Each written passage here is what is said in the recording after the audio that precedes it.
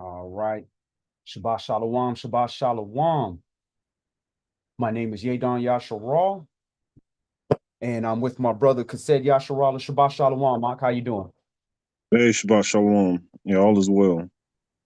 All praises, all praises. So we are Israelite Gathering, and the title of our Shabbat study today is Easter, the Queen of Heaven. Easter, the Queen of Heaven. And every time we get into these holy day seasons, many of us are in Pesach and unleavened bread, matzah, and first fruits. Um, and anytime we have those appearances, we saw that even in Job chapter 1 and chapter 2, that even the adversary, the devil, has to appear for all the male appearances, the three times that males have to appear throughout the year. But also, during these pagan times of festivity, there's a reason why they were selecting those specific dates.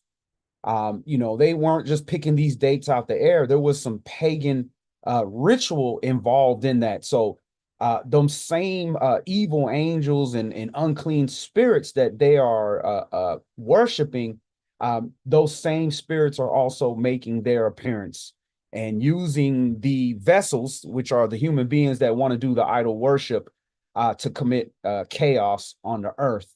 And I always warn everybody around these times to be careful, guard your spirit, because these spirits are on the loose and they looking for vessels. A spirit can't do anything unless it has a host to affect, either to go up against or to control. So we have to guard our spirit. So the one that we are dealing with today is Easter or Astaroth or Ishtar or Yester, or however you want to say the name. It was repurposed and changed and used multiple times. So we're going to go over that, and also talk about the Queen of Heaven, and just talking about a few current events. Like I said, I warn my family, my brothers and sisters. I warn them around this time of what's coming.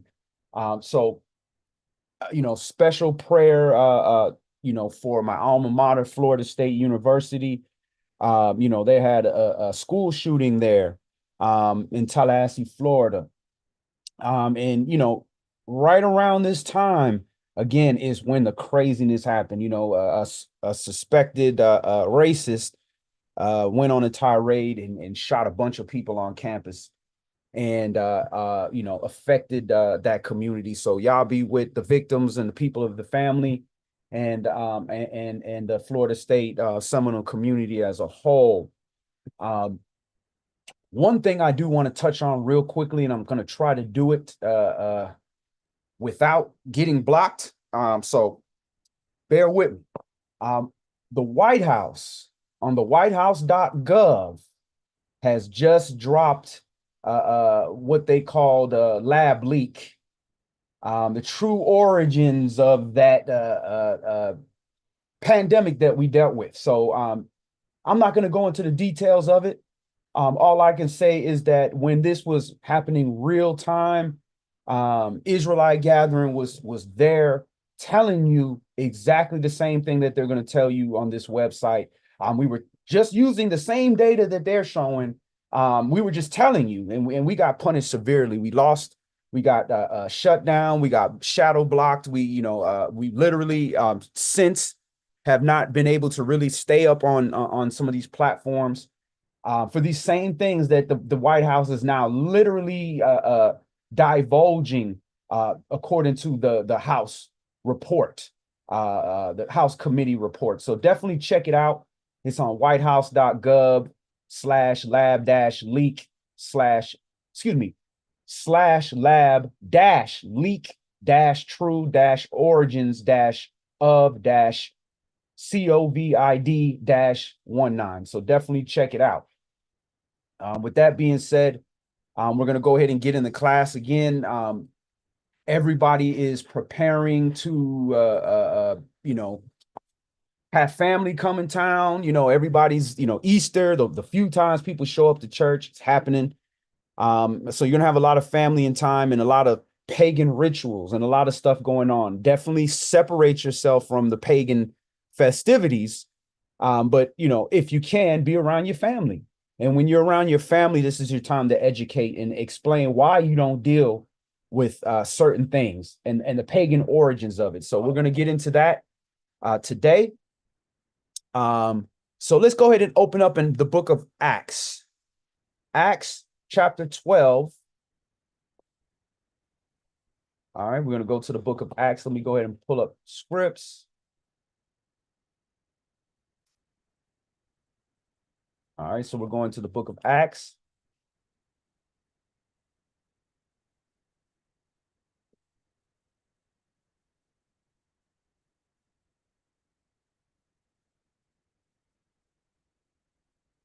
All right, and again, the title of the class is Easter, the Queen of Heaven.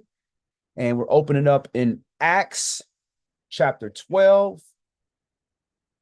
And we're going to read 1 through 5. And we're going to see Easter mentioned in the Bible. All right, Acts chapter 12 and verse 1. Now about that time, Herod the king stretched forth his hands to vex certain of the church. And he killed James, the brother of John, with the sword. And because he saw it please the Jews, or the Yahudim, he proceeded further to take Peter also. Then were the days of unleavened bread. All right, so this is after the birth, death, and resurrection of Mashiach. And you see, we're still keeping the feast days, unleavened bread. All right, Tamshi. Verse 4. And when he had apprehended him, he put him in prison and delivered him to four quaternions of soldiers to keep him, intending after Easter to bring him forth to the people. Peter therefore was kept in prison, but prayer was made without ceasing of the church unto Elohim for him. All right, so we see here at verse 4. And when they had apprehended Yohanan, they put him in prison and delivered him to the quaternions of soldiers to keep him, and they wanted to release him after Easter to bring him forth to the people. So they slid Easter in here real slick to make you feel like, Easter, unleavened bread, inferring like it's the same thing. All right, so let's look at that Greek word that they used for Easter. You look at that Greek word, the Greek word is Pascha, which is actually of the Hebrew origin Pesach or Pesach. So this is the Passover day, the festival or special sacrifices connected with it. And then you see they slid in Easter.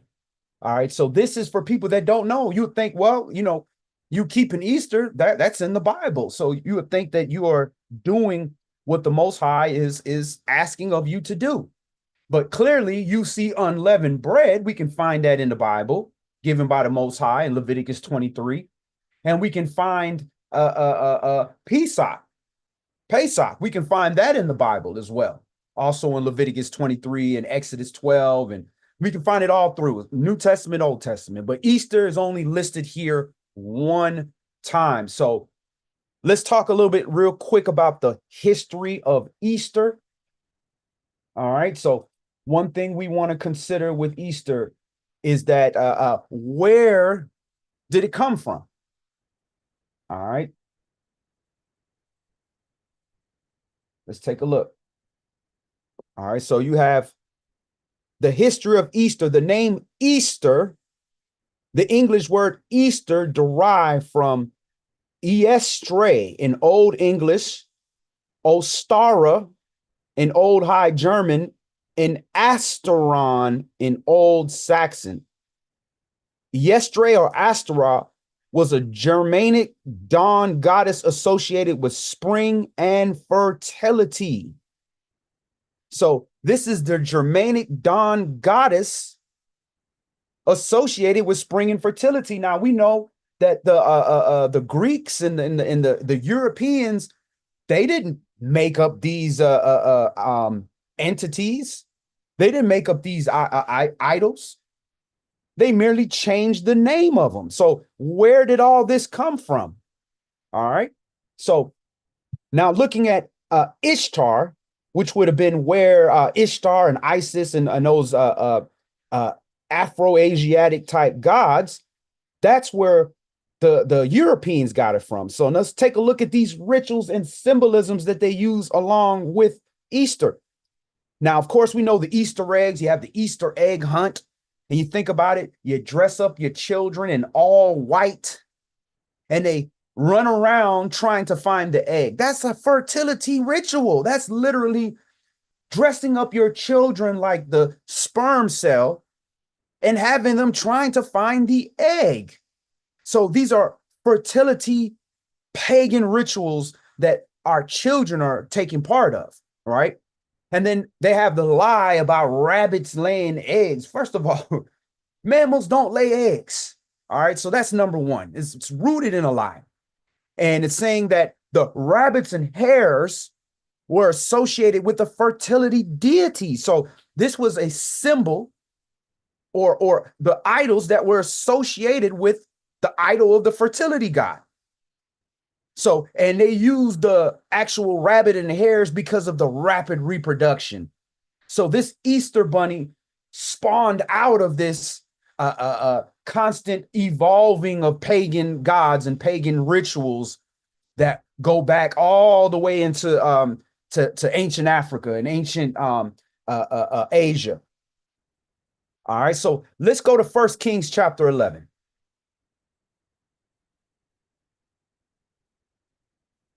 We're going to see how some of this practice began, and at least with the children of Israel.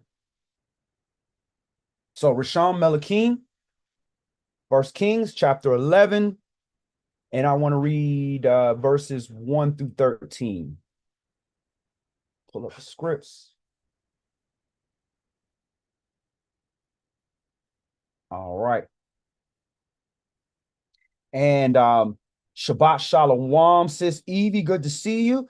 Shabbat Shalom to my big brother Aaron Hicks, good to see you, family. As always, Shabbat Shalom, sis Ariel. Shabbat Shalom, sis Sherry Randolph, good to see you. And as always, Shabbat Shalom to my big brother Yafi Yehuda. Good to see y'all, family. All right. 1 Kings chapter 11 and verse 1. But King Solomon, or Shlomo, loved many strange women, together with the daughter of Pharaoh, women of the Moabites, the Ammonites, the Edomites, the Zidonians, and the Hittites, of the nations concerning which Yahweh said unto the children of Yasharal, you shall not go into them, neither shall they come in unto you, for surely they will turn away your heart after their Elohim.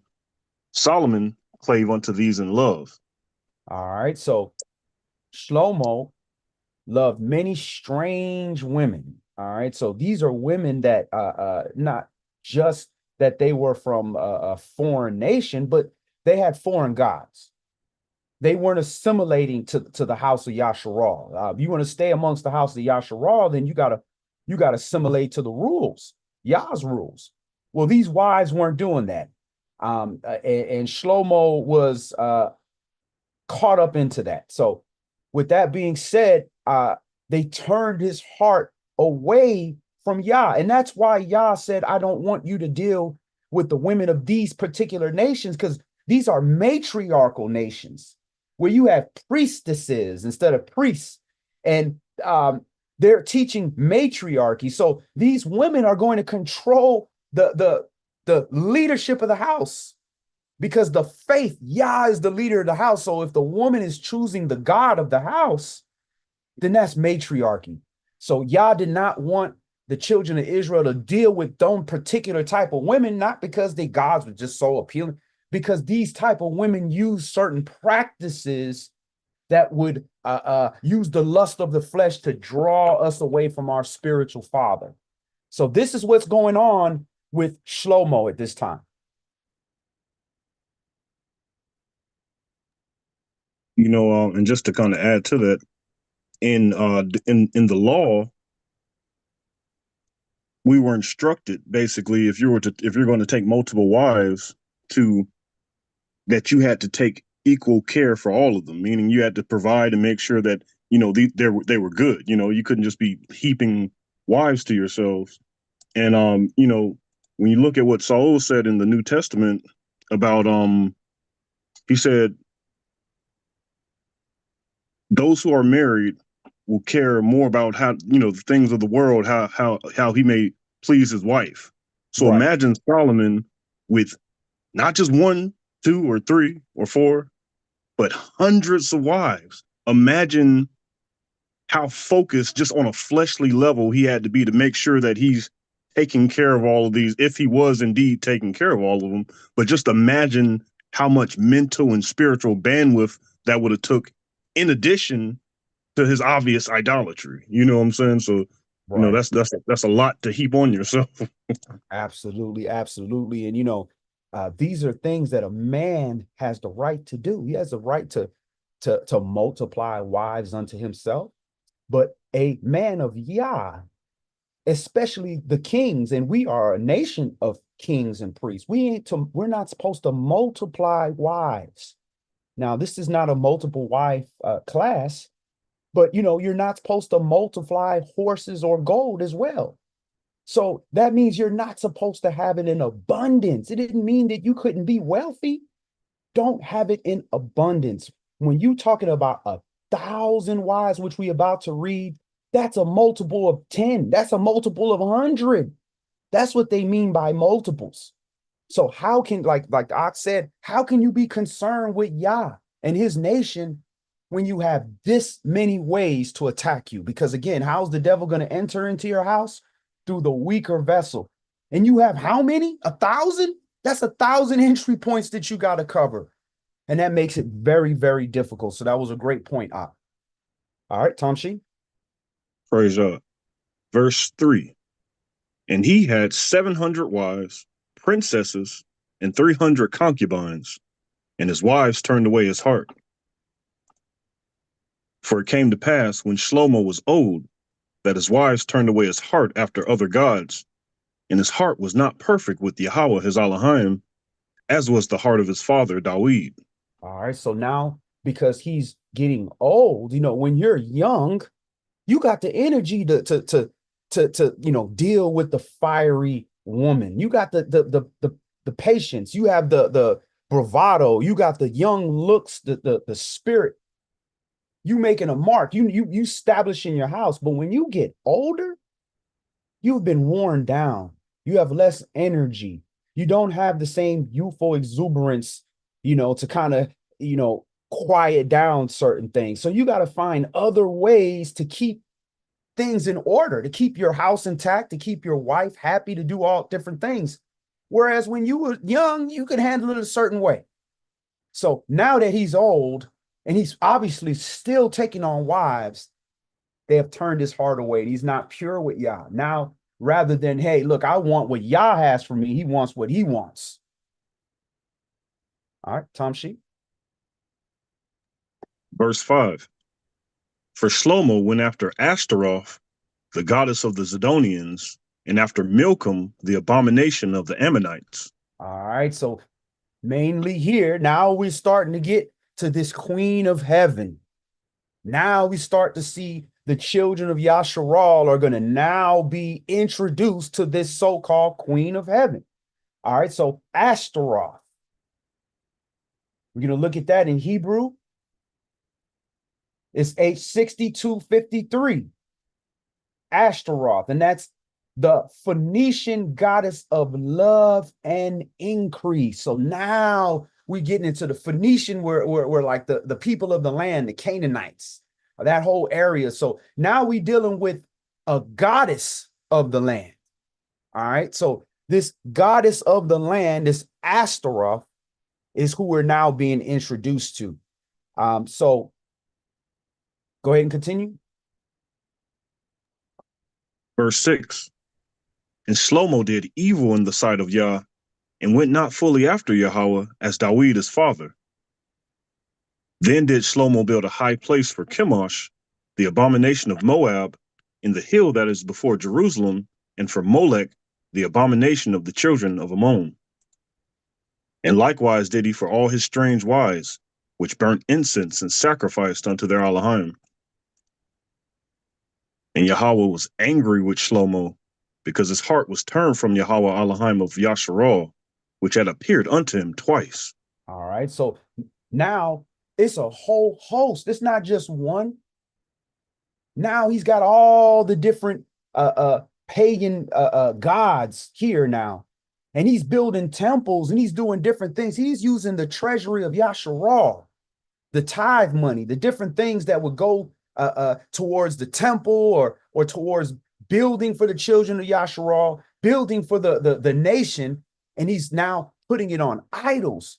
So the people in Jerusalem that are of Yah's heart are like, man, we looked up to Shlomo, but now he's doing all these things. So imagine the people that are on the border that, are trying to repent, but they, might be a little short on spirit. Now they feeling like this is okay to have these idols now enter into the house. It's now becoming tradition because who would have been the superstar at the time? Shlomo, the greatest king, the richest king, the wisest king. So surely his wisdom. So now the children of Israel are being bombarded with all these different pagan rituals and pagan gods that they were rejecting prior to that. It's now being accepted because if the king is doing this, it must be okay. All right, Tom Sheep. Verse 10. And had commanded him concerning this thing, that he should not go after other Elohim, but he kept not that which Yahweh commanded. Wherefore Yahweh said unto Shlomo, for as much as this is done of you, and you have not kept my covenant and my statutes, which I have commanded you, I will surely rend the kingdom from you, and will give it to your servant. All right. So because of this idolatry, because of this woman worship, goddess worship, that's what that is. It's the same thing that happened in the garden. The woman was given somebody who was a husband, right? Who was given the instruction from the Most High. But when that husband decides, I'm not going to do what the Most High gave me to do, which is to be a leader, I'm going to start to follow my wife over following Yah. It's different if your wife is telling you something that Yah said, then you're following Yah. You're not following your wife. But if your wife is telling you something against what Yah says and you follow her, you're goddess worshiping. So now you saw that in the garden. Because of that, we fell because we decided to follow a human instead of following Yah. And now we're seeing Shlomo do the same thing. And now the kingdom is being split in two. Up to this point, it's the nation of Yasharallah. It wasn't two. Now it's going to be split in two, where now you have the southern kingdom and the northern kingdom. All right, Tom Sheep. Verse 12. Notwithstanding, in your days I will not do it for Dawid your father's sake, but I will rend it out of the hand of your son. Howbeit, I will not rend away all the kingdom, but will give one tribe to your son for Dawid my servant's sake, and for Jerusalem's sake, which I've chosen. All right, so he left Benjamin with Judah. So that became the southern kingdom. That's what began the split, and that's where you have the southern kingdom. And that's where we likely are from if we are in from the United States or from the, that Caribbean area. We are likely from those tribes because those were the last remaining tribes in Jerusalem that were sent to Western Africa and Egypt and all the different places of our African captivity prior to coming to the United States. The northern tribes were already scattered. They already were scattered into many parts of Africa and then further on into Asia. All right, and we have a comment here, Brother Dre Day. Psalms 96:5. For all the gods of the nations are idols, but Yahweh made the heavens. Absolutely, that is literally the definition of an idol right there. All the other mighty ones that are worshipped over Yah or instead of Yah or along with Yah are all idols because there's only one. Great commentary. All right, so let's go ahead and continue.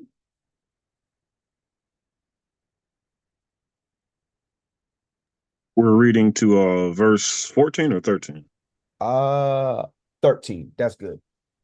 All right, so let's stop right there. Let's move on. So let's go to Second Kings chapter 23. So this is now a rampant problem in Israel. Divri Melachim chapter 23, and we're going to read 1 through 9. Now, we shouldn't have fell victim to that. All these other nations were sent evil angels to lead them away from the children of Yasharal. So Yah could sanctify us and work on us and teach us how to be royal and teach us how to represent. So we can't follow the other nations. We can't follow their gods. We can't trust their prophets. We can't do any of that. We know better. So you see the introduction of the king, the queen of heaven now being introduced to the children of Yasharal. You had it in Egypt. We had to deal with Isis and all those different or whatever the ancient name for ISIS was prior to the Greeks. We had to deal with all that stuff and we had to get that out of our system, right? Then we came into the land, we prospered, and now because of our prosperity, we're getting a lot of different wives. We are now a rich people. Our king is one of the wealthiest in the world, and we're getting wives all over as Israel is dominating under the power of Yah. And it has now become rampant. So let's start at verse 1 and let's go through verse 9. All right, Second Kings chapter 23 and verse 1. And the king sent, and they gathered unto him all the elders of Yahweh and of Jerusalem. And the king went up into the house of Yahweh, and all the men of Yahweh and all the inhabitants of Jerusalem with him, and the priests and the prophets and all the people, both small and great. And he read in their ears all the words of the book of the covenant, which was found in the house of Yahweh. And the king stood by a pillar and made a covenant before Yahweh, to walk after Yahweh, and to keep his commandments and his testimonies and his statutes with all their heart and all their soul, to perform the words of this covenant that were written in this book. And all the people stood to the covenant. And the king commanded Hilkiah the high priest, and the priests of the second order, and the keepers of the door, to bring forth out of the temple of Yahweh all the vessels that were made for Baal, and for the grove, and for all the host of heaven. And he burned them with Jerusalem in the fields of Kidron, and carried the ashes of them unto Bethel. All right, so King Hilkiah is showing you how it is supposed to be done. Now, these idols that are now in your house, now in your temple, you are the master, you are the Lord, you are the king. You're responsible for getting rid of it. You don't agree because whoa, the wives want to do this, or the people want to do this, like Saul, who was scared of the people. You better fear Yah. You better establish this word in your house, establish this word in your kingdom, and remove those idols.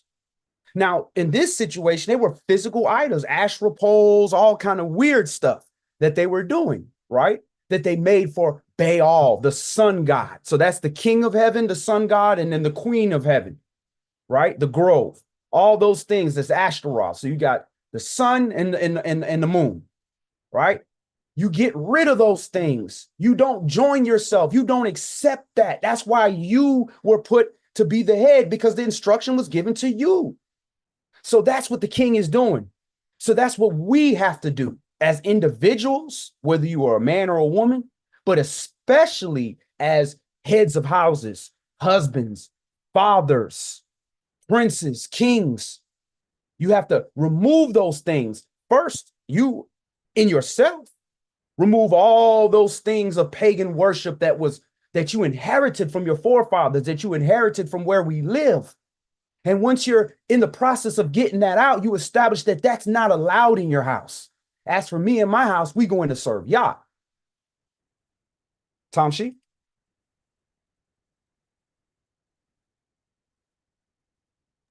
All right, verse 5. And he put down the idolatrous priest whom the kings of Jehoiada had ordained to burn incense in the high places in the cities of Jehoiada, and in the places round about Jerusalem, them also that burned incense unto Baal, to the sun, and to the moon, and to the planets, and to all the host of heaven. So you see that they're literally burning incense. You burn incense for prayer. So they're praying to Baal, which is Lord in English, by the way. That's why we don't say the Lord, because that's literally associated with Baal in Hebrew, right? So the sun god and the queen of heaven, the moon god, and to the planets and all the hosts of heaven, which are the other angels that they were worshiping. So this is what the men of Judah, this is what the kings were doing. Idolatrous priests, these is Israelite priests, Levites doing this. And Yah's financing all of this. Verse 6. And he brought out of the grove from the house of Yahweh without Jerusalem unto the brook Kidron, and burned it at the brook Kidron, and stamped it small to powder, and cast the powder thereof upon the graves of the children of the people.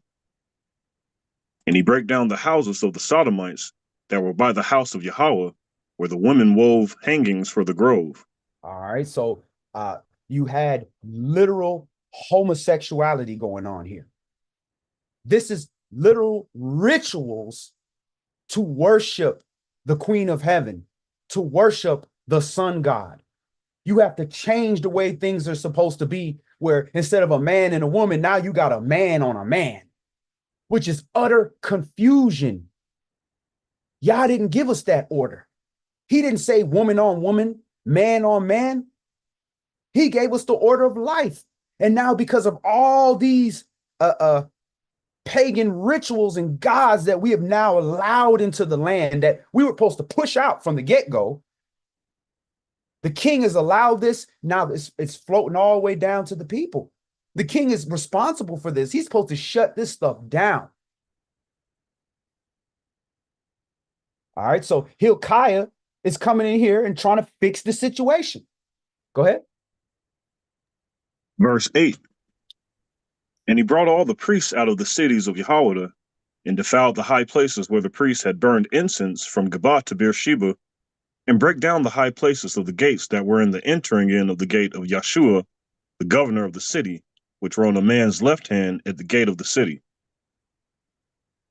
Nevertheless, the priests of the high places came not up to the altar of Yahweh in Jerusalem, but they did eat out of the unleavened bread among their brethren.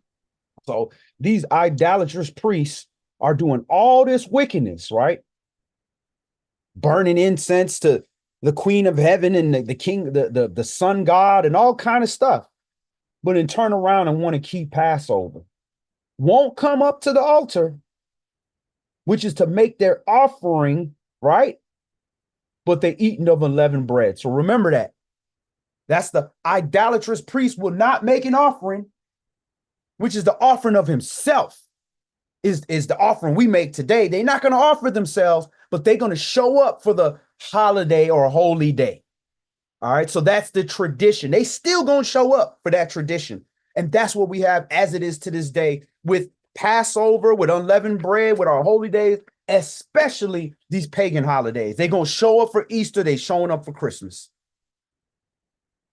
All right, so let's move on. Let's go to Jeremiah chapter 44.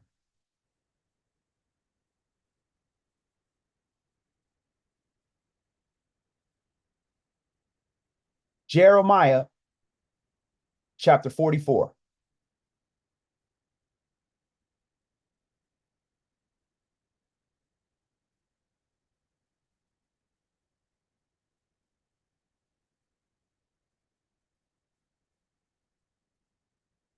All right, we're going to start this at verse 1.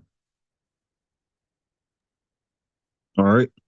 Jeremiah chapter 44 and verse 1. The word that came to Jeremiah concerning all the Yahudim which dwell in the land of Mitzrayim, which dwell at Migdol, and at Taphanis, and at Noph, and in the country of Pathros, saying, Thus saith Yahweh of hosts, the Elohim of Yasharal, you have seen all the evil that I have brought upon Jerusalem and upon all the cities of Jehoiada, and behold, This day they are a desolation, and no man dwells therein. Mm. Because of their wickedness, which they have committed to provoke me to anger, and in that they wanted to burn incense and to serve other Elohim, whom they knew not, neither they, you, nor your fathers. All right. So this wickedness that they're doing, we showed you that they're burning incense to the sun god, they're burning incense to the moon god and the planets and the stars, everything. And because of that wickedness, Jerusalem is desolate. So these husbands, these priests were allowing this to go down. And this all flows up to the king. The king was allowing this in his jurisdiction. And now the whole city is being destroyed. Hilkiah came in here and tried to correct it, but it's too late. It's already a plague that's been festered into the children of Israel. And we worshiping now these new gods that weren't even around.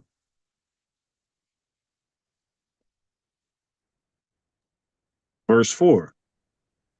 Howbeit I sent unto you all my servants, the prophets, rising early and sending them, saying, Oh, do not this abominable thing that I hate. But they hearken not, nor incline their ear to turn from their wickedness, to burn no incense unto other Elohim. Wherefore my fury and my anger was poured forth, and was kindled in the cities of Yahweh, and in the streets of Jerusalem, and they are wasted and desolate, as at this day. All right. So Yah sent, which he didn't do to the other nations, but to our nation, he said the prophets rising up early, saying, look, don't do this abomination. Stop praying to these other gods. Stop following their rituals. Stop being governed by these evil angels. But we refuse to listen, as it is to this day. You try to talk to your family, try to tell them, listen, you don't participate in that. Don't, it's not for the kids.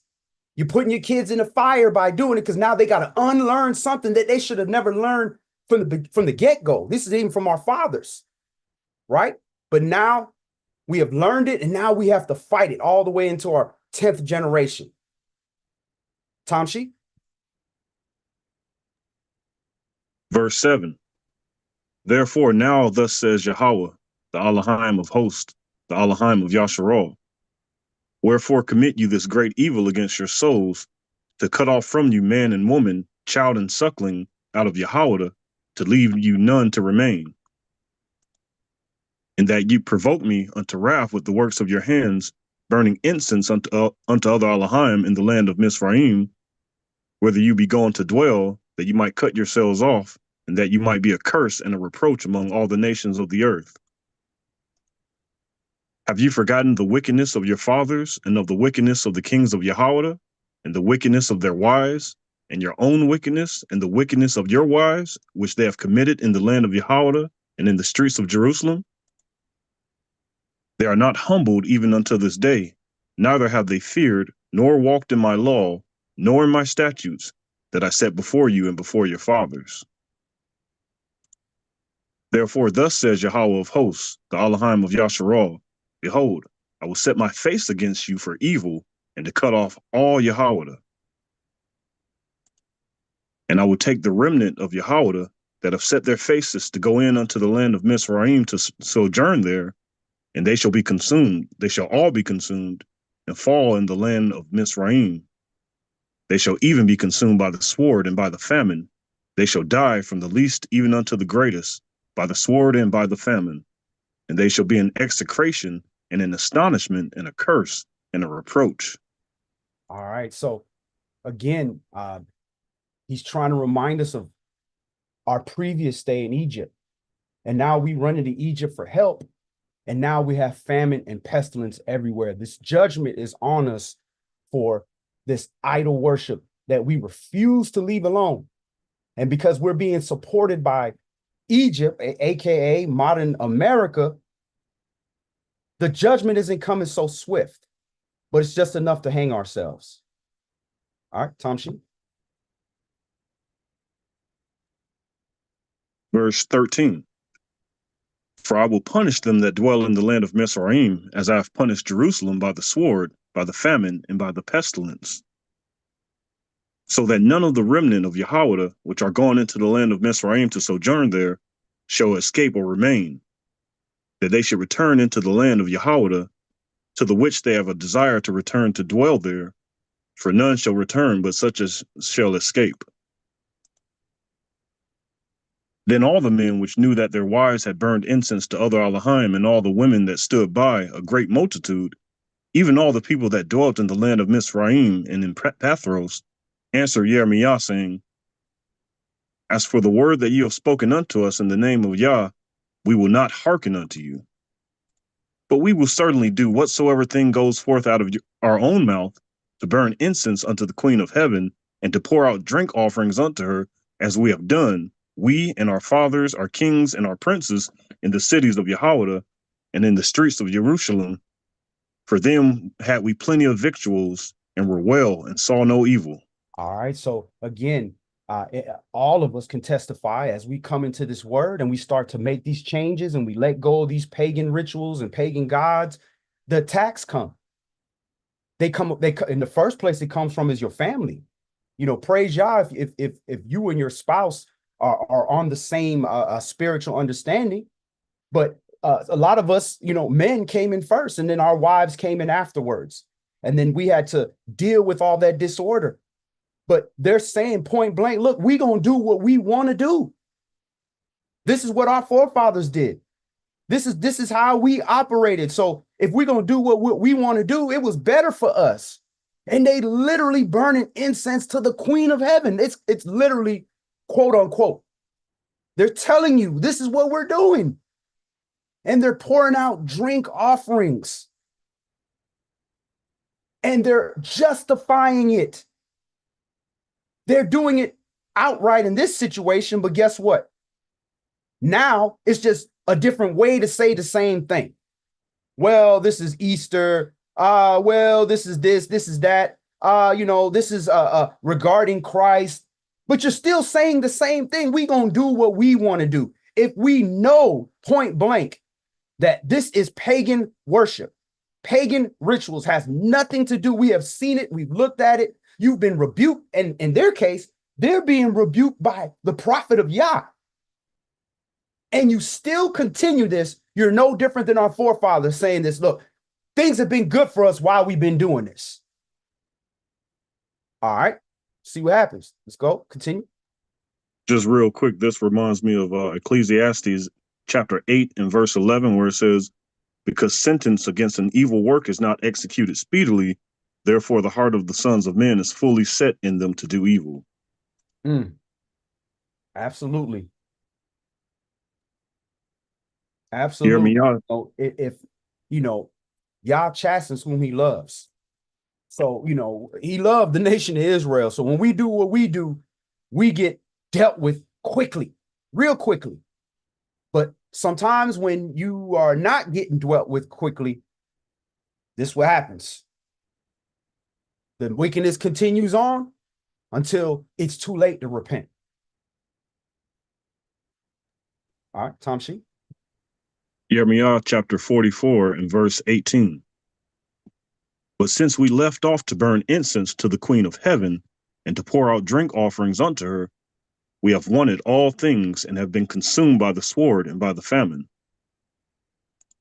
And when we burned incense to the Queen of Heaven and poured out drink offerings unto her, did we make her cakes to worship her and pour out drink offerings unto her without our men? Then Jeremiah said unto all the people, to the men and to the women, and to all the people which had given him that answer, saying, the incense that you burned in the cities of Yahweh and in the streets of Jerusalem, you and your fathers, your kings, and your princes, and the people of the land, did not Yah remember them, and came it not into his mind, so that Yahweh could no longer bear because of the evil of your doings, and because of the abominations which you have committed? Therefore is your land a desolation, and an astonishment, and a curse without an inhabitant, as at this day. Because you have burned incense, and because you have sinned against Yahweh, and have not obeyed the voice of Yahweh, nor walked in his law, nor in his statutes, nor in his testimonies. Therefore, this evil has happened unto you, as at this day. All right. And furthermore, with them burning incense, when you praying, you're making a petition. You're trying to enter into a contract. So as you're trying to enter into this contract and you're praying and you're making this petition, you're superseding Yah and you're going to another entity. That's what we're doing. We're saying, look, I don't believe that Yah has the power, but I believe this pagan angel or entity or evil spirit, I believe it, that they are going to have the power to grant what I want. That's ultimately what we're doing when we're doing idol worship. We're doing it for a reason. We're doing it to gain some kind of benefit. They said it themselves. When we were, and our forefathers was worshiping the Queen of Heaven, everything was great, right? When we was in America, you know, a lot of people here, we're in America, everything is great. Okay. So you believe that the Queen of Heaven, the sun god and all and the different planets, you believe that's what granted you the mercy that you received? The children of Israel should not be like that. In the Shema is told point blank. All right, Tom Sheep. Verse 44, excuse 24. me, 24. Moreover, Jeremiah said unto all the people and to all the women, hear the word of Yahweh, all that Yahweh that are in the land of Mizraim. Thus says Yahweh of hosts, the Elohim of Yasharal, saying, you and your wives have both spoken with your mouths and fulfilled with your hands, saying, we will surely perform our vows that we have vowed, to burn incense to the Queen of Heaven, and to pour out drink offerings unto her. You will surely accomplish your vows, and surely perform your vows. Therefore hear you the word of Yahweh, all Yahweh that dwell in the land of Mizraim. Behold, I have sworn by my great name, says Yah, that my name shall no more be named in the mouth of any man of Yahweh in all the land of Mizraim, saying, Yahweh Elohim lives. All right, so he took the name out of our mouths. Now we are completely pagan. We Lord and Baalim and all these different pagan names we shouldn't even mention are now the names that are in our mouths. This is what we're dealing with now. He took it out. We had to return unto the Father and relearn his name. We calling about all these other names and giving credit to all these other evil entities. And that was part of the punishment. Now, taking the name is also the character. We lost the character of the Most High. We lost his laws, his statutes, his judgments as a nation. If it wasn't for a remnant, we wouldn't have anything. But this is part of him taking out his name out of our mouth. Well, we can't even name it. We won't even be able to name it. You got people still calling him God, still calling the son Jesus or calling him God, not knowing the difference.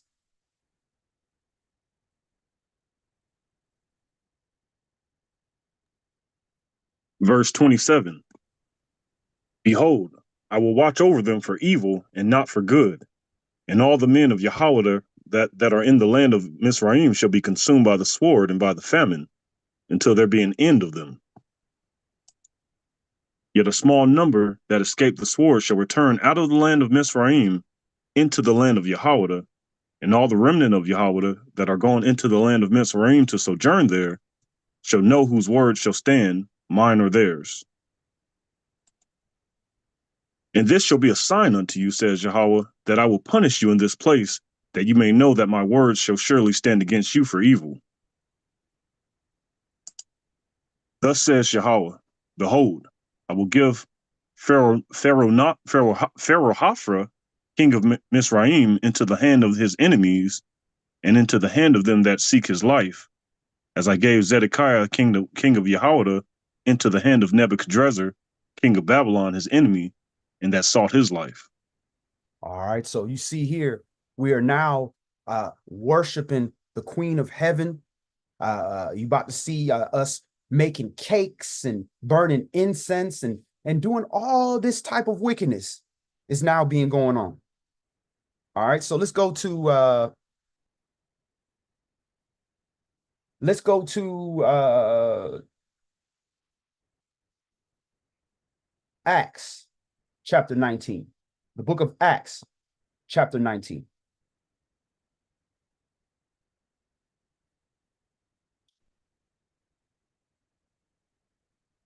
So this is something that's been going on for a long time.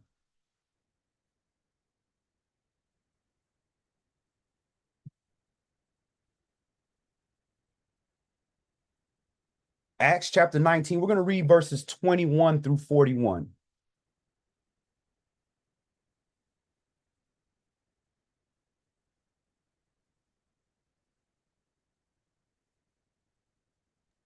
All right, Acts chapter 19 and verse 21.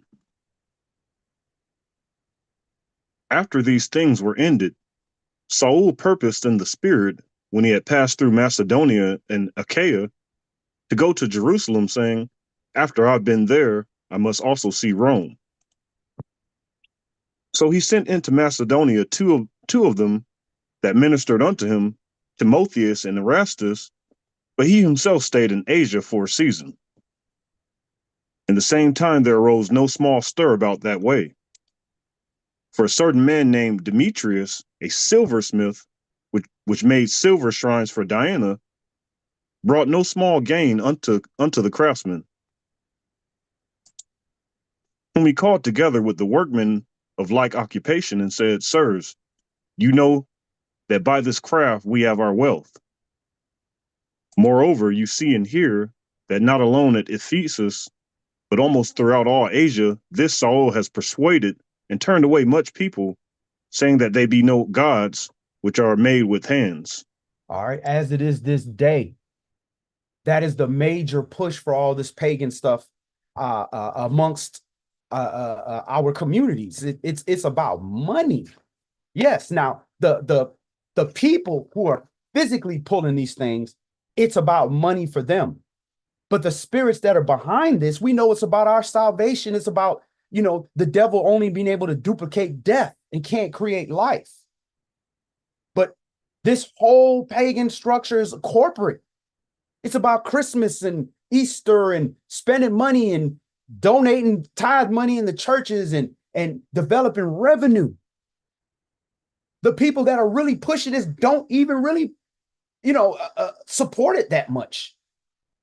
But you best believe the people at the top, they are literally worshiping these entities and getting paid to get you to turn and do the same thing.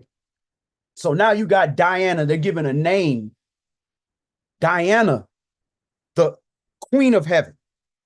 All right, continue. Verse 27. So that not only this our craft is in danger to be set at naught, but also the temple of the great goddess Diana should be despised, and her magnificence should be destroyed, whom all Asia and the world worships.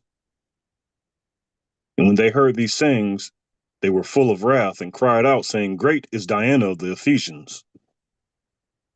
And the whole city was filled with confusion. And having caught Gaius and Aristarchus, men of Macedonia, Saul's companions in travel, they rushed with one accord into the theater. And when Saul would have entered in unto the people, the disciples suffered him not.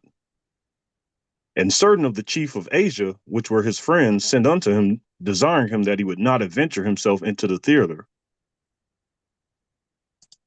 Some therefore cried one thing, and some another, for the assembly was confused, and the more part knew not before they were come together. And they drew Alexander out of the multitude, the Yahudim putting him forward, and Alexander beckoned with the hand and would have made his defense unto the people. But when they knew that he was a Yehudi, all with one voice about the space of 2 hours cried out, great is Diana of the Ephesians. And when the town clerk had appeased the people, he said, you men of Ephesus, what man is there that knows not how that the city of the Ephesians is a worshiper of the great goddess Diana, and of the image which fell down from Jupiter? All right. So the Ephesians, the Gentiles not hiding their worship practices, but the children of Israel, once again, are now strangers in another land and now worshiping the gods of that land.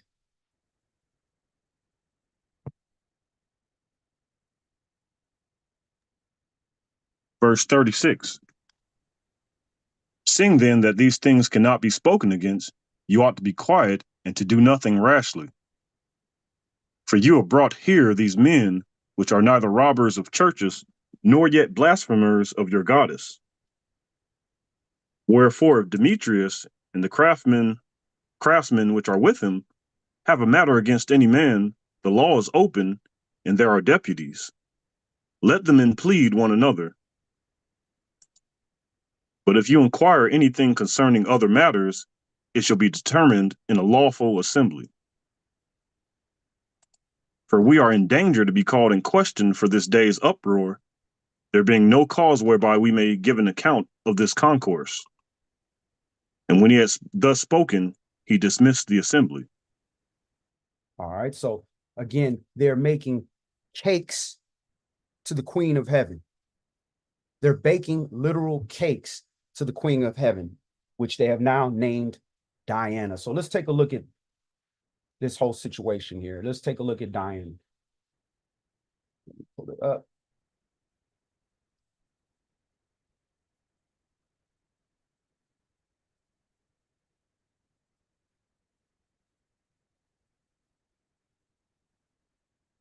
All right, so here we have Diana.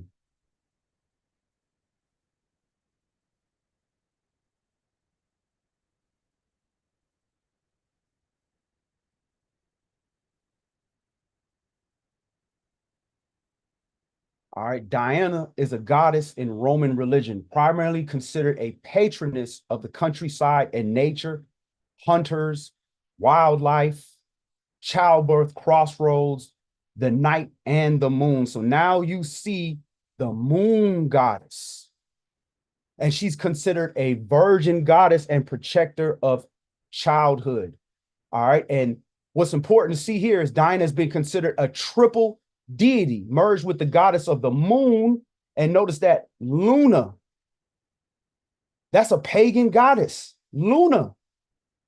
And another one that they call Hecate. So this is what they call the diva or something triformis, some type of three godhead that they got going on. So this is originally spawning from the Queen of Heaven, which was Inanna, Isis, Astarte, which is the same derivative of where we got Iestre, and Asherah.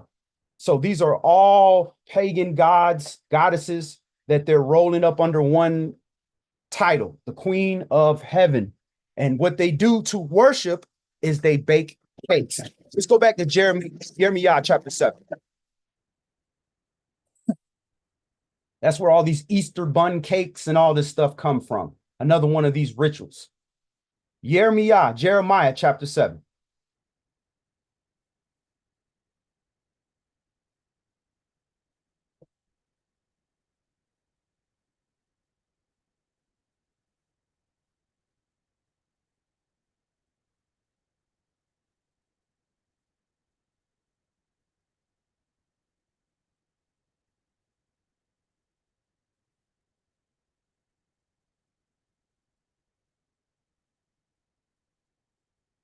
Jeremiah chapter 7, Jeremiah, and we're going to read 17 through 34.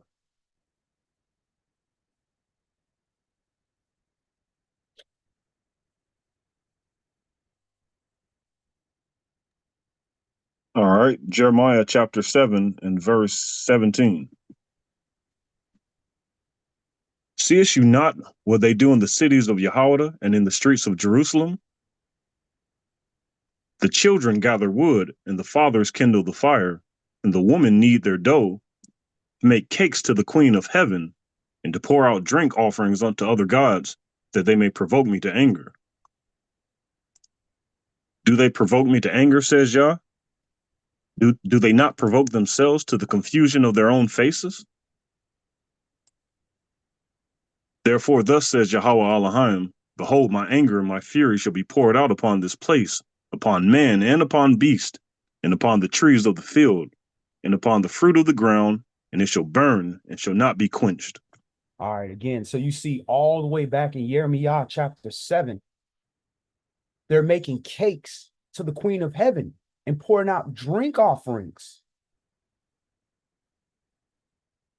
So this is, again, this is a deep, in-rooted practice that we got going on here. Let me see something. Stop right there. So I'm going to read something else. Let's go to Ezekiel chapter 8.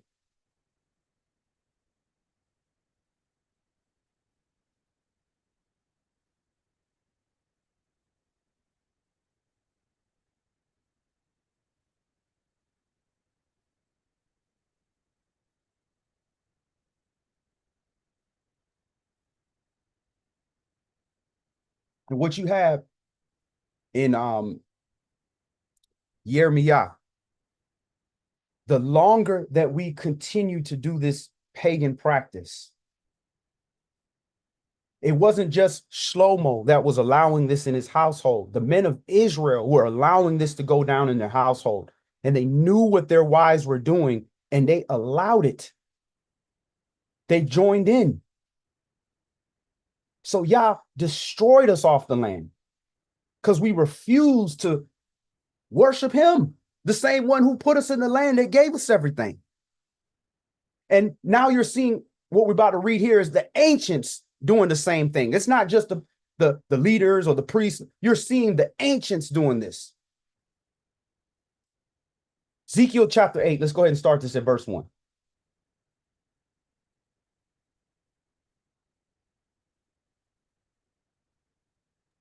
All right, Ezekiel chapter 8 and verse 1. And it came to pass in the 6th year, in the 6th month, and in the 5th day of the month, as I sat in my house, and the elders of Yahweh sat before me, that the hand of Yahweh Elohim fell there upon me. Then I beheld, and lo, a likeness as the appearance of fire, from the appearance of his loins even downward, fire, and from his loins even upward, as the appearance of brightness, as the color of amber. And he put forth the form of a hand, and took me by a lock of my head, and the Spirit lifted me up between the earth and the heaven, and brought me in the visions of Elohim to Jerusalem, to the door of the inner gate that looks toward the north, where was the seat of the image of jealousy, which provokes to jealousy. And behold, the glory of the Elohim of Yasharal was there, according to the vision that I saw in the plain. Then said he unto me, Son of man, lift up your eyes now the way toward the north. So I lifted up my eyes the way toward the north, and behold, northward at the gate of the altar, this image of jealousy in the entry. He said furthermore unto me, Son of man, seest you what they do? Even the great abominations that the house of Yasharal commits here, that I should go far off from my sanctuary? Return you yet again, and you shall see greater abominations. And he brought me to the door of the court, and when I looked, behold, a hole in the wall. Then he said unto me, Son of man, dig now in the wall. And when I had digged in the wall, behold, a door. And he said unto me, Go in, and behold the wicked abominations that they do here. So I went in and saw, and behold, every form of creeping things and abominable beast, and all the idols of the house of Yasharal, portrayed upon the wall round about. And there stood before them 70 men of the ancients of the house of Yasharal, and in the midst of them stood Yazaniah, the son of Shaphan, with every man his censer in his hand, and a thick cloud of incense went up. Then said he unto me, Son of man, have you seen what the ancients of the house of Yasharal do in the dark? Every man in the chambers of his imagery? For they say, Yahweh sees us not. Yahweh has forsaken the earth. So this is what they were doing behind closed doors. And when we look, you see that in Egypt, you see all those paintings of people with ox heads and a bird head and all kind of weird, abominable type creatures that they have invented. You're seeing that all over their walls and in their pyramids. Now you're looking behind closed doors in the houses of Israel in the ancients, and you're seeing the same thing, all kind of abomination. And this is what they do in dark. This is what they're hiding behind closed doors. And this is the same thing that happens now in these secret societies. They're going behind closed doors doing these same things, doing these same pagan rituals, and then telling you that this has to do with the Most High. This has to do with the Son of the Most High. But this is what they're doing behind closed doors, acting like Yah cannot see them. Tamshi? Verse 13. He said also unto me, turn you yet again, and you shall see greater abominations that they do. Then he brought me to the door of the gate of Yahweh's house, which was toward the north. And behold, there sat women weeping for Tammuz. Then said he unto me, have you seen this, O son of man? Turn you yet again, and you shall see greater abominations than these. And he brought me into the inner court of Yahweh's house, and behold, at the door of the temple of Yahweh, between the porch and the altar, were about 25 men, with their backs toward the temple of Yah, and their faces toward the east, and they worshiped the sun toward the east. All right. So what they're doing, see, this is why we don't say pray towards the east.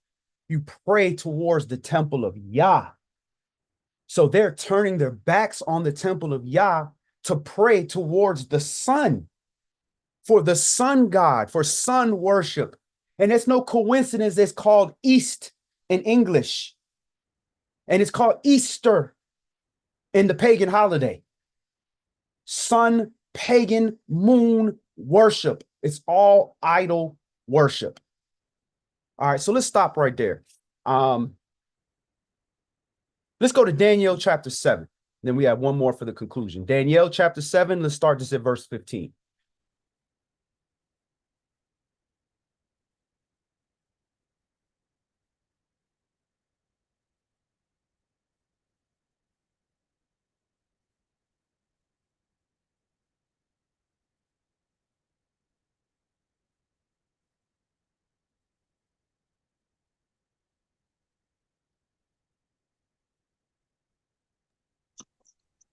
Daniel chapter 7 and verse 15. I, Daniel, was grieved in my spirit in the midst of my body, and the visions of my head troubled me. I came near unto one of them that stood by, and asked him the truth of all this. So he told me, and made me know the interpretation of the things. These great beasts, which are four kings, which shall arise out of the earth. But the saints of the Most High shall take the kingdom, and possess the kingdom forever, even forever and ever. Then I would know the truth of the fourth beast, which was diverse from all the others, exceeding dreadful, whose teeth were of iron, and his nails of brass, which devoured, brake in pieces, and stamped the residue with his feet. And of the 10 horns that were in his head, and of the other which came up, and before whom 3 fell, even of that horn that had eyes, and a mouth that spake very great things, whose look was more stout than his fellows. I beheld, and the same horn made war with the saints, and prevailed against them, until the Ancient of Days came, and judgment was given to the saints of the Most High, and the time came that the saints possessed the kingdom. Thus he said, the fourth beast shall be the fourth kingdom upon the earth, which shall be diverse from all kingdoms, and shall devour the whole earth, and shall tread it down and break it in pieces. And the 10 horns out of this kingdom are 10 kings that shall arise, and another shall arise after them, and he shall be diverse from the first, and he shall subdue 3 kings. And he shall speak great words against the Most High, and shall wear out the saints of the Most High, and shall think to change times and laws, and they shall be given into his hand unto a time and times and dividing of the time. All right, so it's letting you know about this last beast that's going to come into the earth and going to change times. And that's what happened. Times were changed. We're in a position now where our calendars are all over the place because of the moon, because many of us are following the moon, and the moon, it has a regular circuit. It can change. We weren't supposed to follow the moon. The moon had its purpose, but we weren't supposed to use it to dictate our months. Moon and month is only a derivative in English. If you go to any other language, month and moon is nowhere near. Completely different. In Hebrew, it's Hodesh. In Greek, it's Mane for month. And in Hebrew for moon, it's Yerak or Yeriak. And in the Greek, it's Selene. And then now you have this lunar calendar. When we saw clearly, Luna is Diana. It's a pagan goddess. So they've created a whole concept that's tied into this pagan god that has changed time, changed laws, changed the way we do things. Now we got a 13th month. Who you seen in the history of Israel born in the 13th month? Or who's going to be the priest responsible for the 13th? You don't see this. But these are the laws that's being changed. And this change is happening by this system that's in place, that's in power now, that's being ruled by the Gentiles, which is representing of that fourth beast. So let's go to Revelation chapter 17 for the conclusion. We have to understand that this is a spirit that we're following. And this spirit is this queen of heaven, which is dictating order, which is changing laws, changing the way things are supposed to be according to Yah's order. Revelation chapter 17. Let's go ahead and start that at verse 1. All right, verse 1. And there came one of the seven angels which had the seven vials, and talked with me, saying unto me, Come here, I will show unto you the judgment of the great whore that sits upon many waters, with whom the kings of the earth have committed fornication, and the inhabitants of the earth have been made drunk with the wine of her fornication. So he carried me away in the spirit into the wilderness, and I saw a woman sit upon a scarlet-colored beast, full of names of blasphemy, having 7 heads and 10 horns. All right, so we're talking about the same beast in Daniel, right? And this king of the earth that's making fornication about, or this nation that sits on many waters, and waters is nations. It's using his fornication to basically poison the whole earth. And fornication is idolatry, is what this is talking about. It's spreading its idolatry over the whole earth. Even though this nation wasn't the origin of it, it took it and made it famous and put it around and standardized it. And it's being likened unto a whore, a great whore. All right. And a whore means I will defile my body for money. All right, Tom Sheep. So that's what this nation is doing, is defiling itself for money, for greed. Verse 4. And the woman was arrayed in purple and scarlet color, and decked with gold and precious stones and pearls, having a golden cup in her hand full of abominations and filthiness of her fornication. All right, this nation, she got the children, she got the royalty, she has the children of Israel, the jewels of the Most High. That's what's keeping her up. That's what's keeping her looking good. But in her hand, what she's holding is straight abominations and fornication. Verse 5. Excuse me. And upon her forehead was a name written, Mystery, Babylon the Great, the mother of the harlots and abominations of the earth. And what's interesting, when you look in the Black's book of law, you look up that definition of mystery. The definition that they have of mystery there is literally a person. It's literally a person. That's where Mister comes from mystery when you follow the etymology. So it's very interesting. Go ahead. Verse 6. And I saw the woman drunken with the blood of the saints, and with the blood of the martyrs of Yahushua. And when I saw her, I wondered with great admiration. And the angel said unto me, Wherefore did you marvel? I will tell you the mystery of the woman, and of the beast that carries her, which has the 7 heads and 10 horns. The beast that you saw was and is not, and shall ascend out of the bottomless pit, and go into perdition. And they that dwell on the earth shall wonder, whose names were not written in the book of life from the foundation of the world, when they behold the beast that was not and is not, that was and is not, and yet is. And here is the mind which has wisdom. The 7 heads are 7 mountains on which the woman sits. And there are 7 kings, 5 are fallen, and 1 is, and the other is not yet come. And when he comes, he must continue a short space. And the beast that was and is not, even he is the 8th, and is of the 7, and goes into perdition. So this eighth one is from the other 7. So this is not something that is coming out of nowhere. One is being elevated. Go ahead. Verse 12.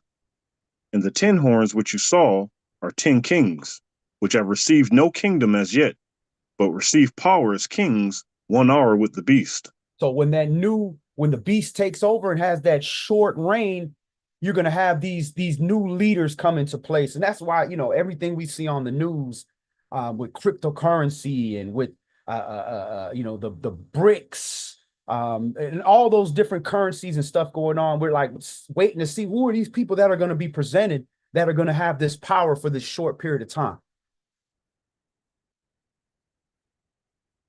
Verse 13. These have one mind, and shall give their power and strength unto the beast. These shall make war with the Lamb, and the Lamb shall overcome them, for he is Master of masters and King of kings. And they that are with him are called and chosen and faithful. And he said unto me, The waters which you saw, where the horse sits, are peoples and the multitudes and nations and tongues. And the 10 horns which you saw upon the beast, these shall hate the whore, and shall make her desolate and naked, and shall eat her flesh and burn her with fire. All right. So this is when the rest of the system turns against them, turns against this so-called whore, right? Which is representing the Babylonian system, or daughter of Babylon, America. It's when the rest of these nations turn on America. And it's telling you what the end of it is: fire.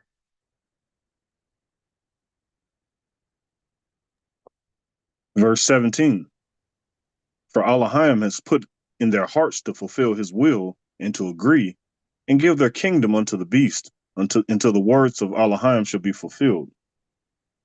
And the woman which you saw is that great city which reigns over the kings of the earth. All right. Now, what city or what place that reigns over the earth, kings of the earth? Now, at least from what's presented to us, that looks like America. But what we want to see here is that there is a literal spirit of harlotry or whoredom or fornication that's coming out of this country, that's coming out of this leadership that we have here. And that is the system that's in place that is fulfilling all these prophetic warnings that we're being given. And it's this matriarchal queen of heaven, Easter pagan, willing to make sacrifices for whatever reason, whether it's to satisfy our women or whether it's to satisfy our finances, where we're making money by participating in this idolatry. Whatever it is, it's not the pleasing of the Most High. The only way that we can please the Most High is to adhere to his order, which is law, statutes, his commandments, and his judgments. So we have to separate ourselves from this, separate from this any of these pagan festivities. And again, if we have to be around it,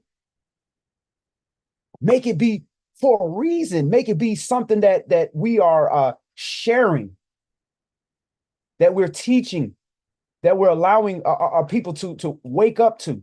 But at the end of the day, you can't cast your pearls amongst swine. So you say what you need to say and keep it moving. So that's all we're going to do today. Um, again, this was an open forum, so questions and comments are by all means allowed, as long as we do things decently in order and respect the viewers and the content of the class. So if anybody has any additional questions or comments, you can always reach out to us on our website at israelitesgathering.com. You can also reach out on our app, Israelite Gathering, which can be found on can be found on Apple and also on Android. And for those that are still keeping the holy days, I pray that you're able to sanctify your house, keep these spirits out, and enjoy the holy days despite the chaos that's going on in the world. So, Yah's will, we will see you for Bible study on Tuesday night. Until then, Yah be with you and your family. Shabbat shalom. Shabbat shalom. Shabbat Shalom. Great class. Thanks,